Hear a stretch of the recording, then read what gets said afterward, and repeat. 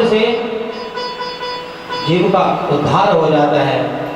और नंदीश्वर आगे कहते हैं कि ये सारा संसार भगवान शंकर की 8 मूर्तियों का स्वरूप है। अष्टमूर्तियों का नाम आपने श्रवण किया, सुना है? अरे यहाँ तो आप पहली बार शिव पुराण सुन रहे हो, टीवी पर तो सुना होगा आपने। आजकल तो विज्ञान के माध्यम से प्रत्येक दिन जाओ आप बता सुनो। भगवान शंकर की अष्टमूर्तियों के कौन कौन से नाम हैं? सर्वो भवस्तथा रुद्रो उग्रो भीमो पशुपति ईशानस्य महादेवो मूर्तया चाष्ट विस्तृता। नोट करिए। सर्वाय नमः, रुद्राय नमः, उग्राय नमः, भीमाय नमः, पशुपति नमः, ईशानाय नमः, महादेवाय नमः। हो गया? समझ आता था? तो इन अष्टमूर्तियों का नाम भी उसी समय लिया जाता है जब हम भगवान शंकर की पूजा करते हैं। सर्वाय मूर्ते नमः, भवाय जल मूर्ते नमः। इस प्रकार जब भगवान शंकर का संपूर्ण विधि और विधान के साथ पूजन होता तो तब ये नाम श्रवण करने के लिए मिलेंगे। और कहीं हमने ऐसे ब्राह्मण का चयन कर दिया जिसे इस विधि का पता ही ना हो, तब तो नहीं मिलेगा सुनने के लिए। इसलिए जीवन में एक संत, एक ब्राह्मण ऐसा होना चाहिए जो ज्ञाता हो उसका। आप अगर कर्मकांड करा रहे तो विधि विधान के साथ में करें, और एक ग्रंथ होना चाहिए जीवन में, जिस ग्रंथ की हम कथा श्रवण करें, उस ग्रंथ का स्वाध्याय करें और फिर ग्रंथ के बताए गए मार्ग पर हम चलें। अब देखो कैसे कल्याण है। जीवन में अगर संत और ग्रंथ, ब्राह्मण हमारा वेदज्ञ हो, कर्मकांडी हो, और तो तब देखो आपको वेद मार्ग पर जो शास्त्र हमारे लिए पंथ बताते हैं उस मार्ग पर आपको लगा देगा। और एक बार उस मार्ग पर जीव जब चला जाता है फिर कल्याण ही होता है उसका। उस नंदीश्वर जी कह रहे हैं कि एक बार भगवान शंकर ने अर्धनारीश्वर का अवतार धारण किया। तो क्यों किया भगवान ने यह अवतार धारण? कि ब्रह्मा जी सृष्टि कर रहे थे जब, तो ब्रह्मा जी ने जब सृष्टि की तो नारी शक्ति को नहीं बना पाए। नारी शक्ति को प्रकट करने में असमर्थ हो गए ब्रह्मा जी। तो तब भगवान शंकर का ध्यान किया ब्रह्मा जी ने, तप किया, और तप से जब भगवान शंकर ब्रह्मा जी पर प्रसन्न हुए और भगवान शंकर जी अर्धनारीश्वर के रूप में भगवान ब्रह्मा के पास प्रकट हो गए। बोलिए शिव शंकर भगवान की। और तब उस समय भगवान शंकर ने अपने वामांग से उस शिवा को अलग कर दिया, और शिव और शिवा के तब ब्रह्मा जी ने दर्शन किए, और तब उस शिवा ने जो भगवान शंकर के वामांग से अलग हुई है उसने ब्रह्मा जी को नारी शक्ति बनाने की शक्ति प्रदान की। इसके पास जो होगा वही दे सकता है। और तब उसके बाद भगवान शंकर में वो शिवा प्रविष्ट हुए और वहां से अंतर ध्यान हो गए। और इस आख्यान को जो सुनता है उसे इस संसार में मुक्ति और परलोक में मुक्ति मिलती है। बोलिए शिव शंकर भगवान की। और अब सनत कुमारों ने नंदीश्वर जी से प्रश्न किया कि अब आप अपने स्वयं के अवतार की कथा हमें श्रवण कराइए। आपका अवतार आप कैसे प्रकट हुए हैं और किस प्रकार आप भगवान शंकर के मुख्य गण बन गए, गणाध्यक्ष बन गए आप। हम इस कथा को श्रवण करना चाहते हैं, कृपा करके आप हमें इस कथा को सुनाइए। तो नंदीश्वर ने कहा, हे सनत कुमारों, प्रजा कामा शिलालोद्भुत उक्त्वा पितृविधारता तदभुतर्मना भक्त्या समुद्धारम् अभीप्सुभिः। बोले एक समय उद्धार की अभिलाषा करने वाले जो मेरे पिता थे, जिनका नाम था शिलाद ऋषि। नंदीश्वर के पिता का नाम है शिलाद नामक एक ऋषि थे। तो बोले अपने उद्धारार्थ की कामना के लिए उनके मन में विचार हुआ कि मेरा भी कोई पुत्र हो। लेकिन विचार करने का हमने तो जीवन में विवाह ही नहीं किया। तो जब हम गृहस्थ में नहीं गए तो हमारी संतान कैसे हो, ये अपने मन में विचार कर रहे हैं शिलाद ऋषि। तो उनके मन में विचार आया कि मुझे कैसा पुत्र चाहिए, मुझे अयोनिज पुत्र चाहिए। अयोनिज पुत्र उसे कहते हैं जो मां के गर्भ से जन्म ना ले, जो मां के गर्भ से जन्म धारण न करे उसे अयोनिज पुत्र कहते हैं। तो उस अयोनिज पुत्र को प्राप्त करने के लिए शिलाद ऋषि ने इंद्र को प्रसन्न किया। और जब इंद्र प्रसन्न होकर के शिलाद ऋषि के सामने आए तो शिलाद ऋषि से कहते हैं कि तुम मेरे से कोई वरदान मांगो। और तब शिलाद ऋषि इंद्रदेव को कहते हैं, हे इंद्रदेव, सतक्रतो सुरेशानः संतुष्टो यदि मे प्रभो अयोनिजं मृत्युहीनं पुत्रमिच्छामि सुव्रतं। बोले हे देवराज इंद्र, अगर आप मेरी भक्ति से प्रसन्न हैं तो मैं आपसे वरदान मांगता हूँ।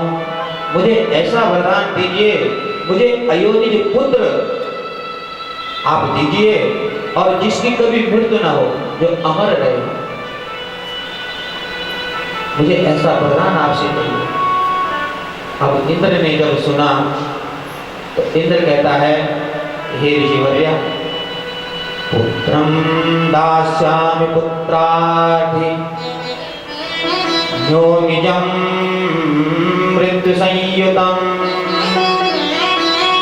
अन्यथा ते न दास्यामि मृत्युहीना न सन्ति वे। बोले हे ऋषिवर्य, मैं आपको जिसकी मृत्यु हो ऐसा पुत्र तो प्रदान कर सकता हूं, लेकिन आप मेरे से अयोनिज पुत्र की मांग कर रहे हैं और वो भी जो अमर रहे, वो ये मेरे हाथ में नहीं है। ये वरदान मैं आपको दे ही नहीं सकता। इसलिए जब इंद्र ने ये कहा तो कह रहे हैं कि हे शिलाद ऋषि, तुमको अगर अयोनिज पुत्र चाहिए और मृत्यु से हीन जो अमर रहे, इसलिए तुम भगवान शंकर की आराधना करो, क्योंकि शंकर भगवान ही ऐसे हैं जो तुम्हें अयोनिज पुत्र प्रदान कर सकते हैं। और तब इंद्र से उपदेश पा करके शिलाद ऋषि ने दिन और रात तत्परता पूर्वक जो है भगवान शंकर के लिए तपस्या की। और तपस्या भी कैसे की? दिव्यवस्त्र सहस्त्रम तो गतम क्षणमिवाद्भुतम् अततस्यैव मनिषं परस्यादिजश्चवे। और जिनमें 1000 वर्षों तक सिद्धार्थ ऋषि ने तप किया, लेकिन मानो वो 1000 वर्ष ऐसे बीत गए जैसे एक क्षण बीत जाता है। ये किसको कहते हैं? तपस्या। और तपस्या में अगर हमें समय का पता लग रहा है कि इतने समय हो गया, हमें ये करते करते, तो समझ लो आप तपस्या नहीं कर रहे हैं, आप तपस्या कम कर रहे हैं, और जो आपका फल है, जिसको आप प्राप्त करना चाहते हैं, उसका चिंतन ज्यादा होता है। और सिद्धार्थ ऋषि ने 1000 वर्ष तक तपस्या की और ऐसा बीत गया मानो जैसे एक क्षण बीत जाता है। और जब उनकी तपस्या से भगवान शंकर प्रसन्न हुए,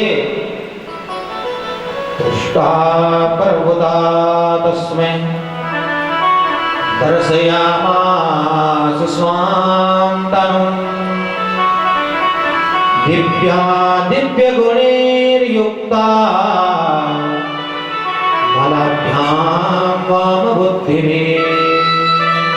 भगवान शंकर प्रसन्न हो गए और भगवान शंकर तुरंत सिद्धार्थ मुनि की समक्ष प्रकट हो गए और प्रकट होके कहते हैं कि मैं तुम्हें वरदान देने आया हूं।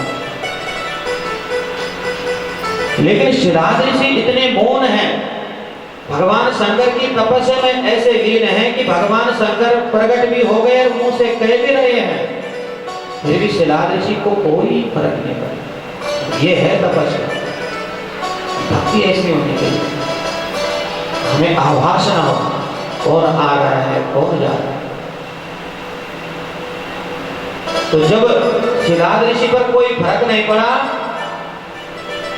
भगवान शंकर ने विचार कर क्या किया जाए, क्योंकि मैंने तो आवाज भी लगाया, इसका भी कोई फर्क नहीं पड़ा। तो तब भगवान शंकर ने पता क्या किया? यदा स्पृष्टो मुनिस्तेन करेण त्रिपुरारिणा तदेव मुनिशार्दूला उत्संसर्जित पक्रमम्। अपने हाथों से स्पर्श किया, हिलाया मुनि सिद्धार्थ ऋषि को अपने हाथों से हिला दिया, स्पर्श कर दिया। बोले हे मुनिवर, मैं तुम्हारी तपस्या से प्रसन्न हूँ, संतुष्ट हूँ, तुम मेरे से वरदान मांगो।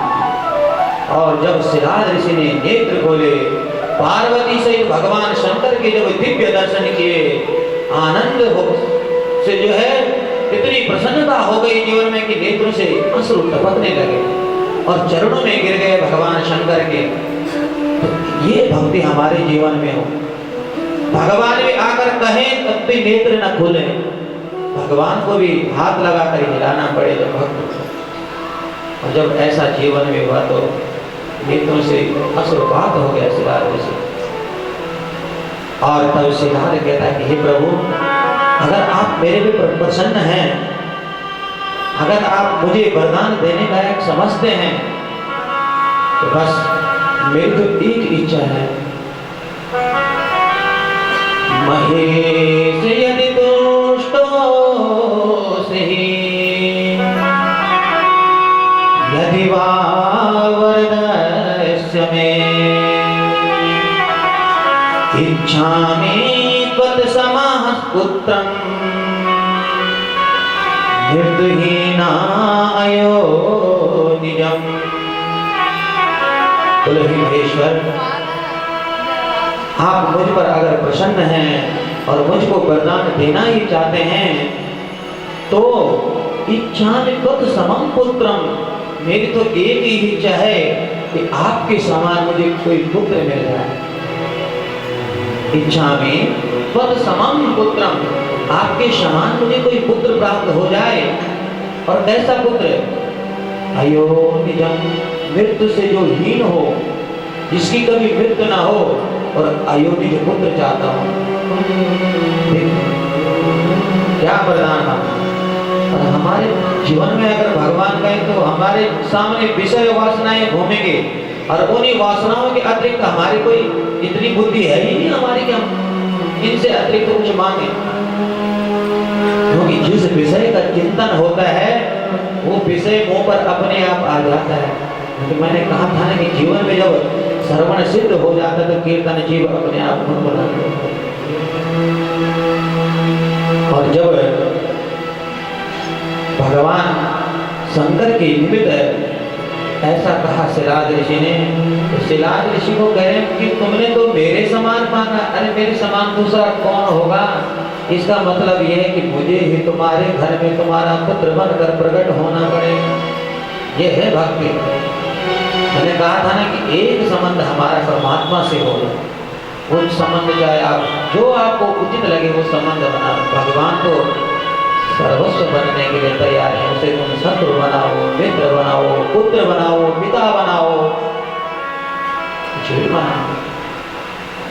और भगवान ने जब ये सुना तो बोले भाई मैं तुम्हें ये वरदान देता हूँ। और ये वरदान कहते हैं भगवान शंकर स्वयं बता रहे हैं, अब पुत्रो भविष्यामि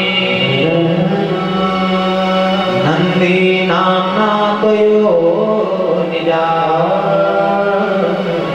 पिता भविष्यसि मम पितृवे जगता मुनि। भगवान शंकर ने कहा कि कालांतर में मैं ही तुम्हारे यहाँ तुम्हारा पुत्र बनकर आऊंगा, तो तुम उस समय उस पुत्र का नाम नंदी रख दें। और क्योंकि मैं तुम्हें अपना पिता बनाने के लिए तैयार हूं, तुम मेरे पिता बन जाओ। ये है भक्ति। भक्ति के बंधन में भगवान बंध जाते हैं। लेकिन भक्त उस प्रकार का, उस कोटि का, उस श्रेणी का भक्त होना चाहिए, तभी भगवान बंध जाते हैं। और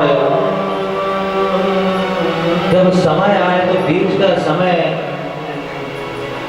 जब व्यतीत हुआ तो एक समय शिलाद ऋषि ने यज्ञ प्रारंभ किया। और उस समय शिलाद मुनि के, क्योंकि यज्ञ के लिए अग्नि मंथन हो रहा था। पहले जब यज्ञ किए जाते थे तो अग्नि का मंथन किया जाता। आज भी बड़े बड़े यज्ञ में अग्नि मंथन होता है। तो उस समय शिलाद मुनि के मन में पुत्र रूप में बोले भगवान शंकर मेरे यहाँ अवतरित हो जाएंगे। ये मन में विचार कर रहे हैं। और विचार करते करते भगवान शंकर अयोध्या के पुत्र बन करके शिलाद ऋषि के घर में प्रकट हो गए और अत्यंत हर्षित हो गए। शिलाद ऋषि इतनी प्रसन्नता हो गई कि भगवान शंकर की स्तुति करते हैं। क्यों? उन्हें पता है कि ये साक्षात शंकर ही है, भगवान ही मेरे यहाँ पुत्र बनकर आए हैं। और फिर कहते हैं भयाहं नंदितो यस्मात् नंदी नाम्ना सुरेश्वरा तस्मात् त्वं देवमानन्दं नमामि जगदीश्वरम्। बोले हे पुत्र, आपने मुझे आनंदित कर दिया है। अब देखिए भगवान शंकर की माया देखिए। भगवान शंकर की इतनी प्रबल माया है, कह रहे हैं कि हे पुत्र, अब पुत्र भाव जागृत हो गया। पुत्र स्नेह के कारण भूल गए हैं कि ये शंकर हैं, साक्षात शंकर ही हैं, कि भगवान यही तो प्रेम पाना चाहते हैं। भगवान कृष्ण ने यशोदा जी, क्योंकि भगवान ने कहा कि मैंने भी पहले अवतार धारण किया, वामन अवतार में बड़ा लाड प्यार माता अग्नि से और कश्यप जी से मिल रहा था। लेकिन राजा बलि के दरबार पर जब वो गया, वहां विराट रूप दिखाया मैंने, तो कौन माता करेगी फिर काम पूरा। इसलिए भगवान ने जो प्रेम माता पिता से मिलना चाहिए वो कृष्ण अवतार में, राम अवतार में प्राप्त किया है। भगवान ने ऐसी माया का पर्दा डाल के रखा कि पुत्र स्नेह के कारण माँ और पिता से किस प्रकार का प्रेम मिलता है, उस प्रेम की कोई तुलना नहीं कर सकता है। इतना प्रेम माँ और पिता का अपने बच्चों के लिए होता है, और समय आने पर जब वो जवान होते हैं और जब वही माँ बाप की सेवा नहीं करते तो बताओ दिल दुखेगा कि नहीं दुखेगा? ना भी दुखे फिर भी उसका फल फिर भोगना पड़ेगा। अब सिराज ऋषि पुत्र वत प्रेम कर रहे हैं, बोले मैं आपका नाम नंदी रखता हूं, इसलिए आप आनंद स्वरूप हो, आनंद को देने वाले, उसी का नाम तो है नंद।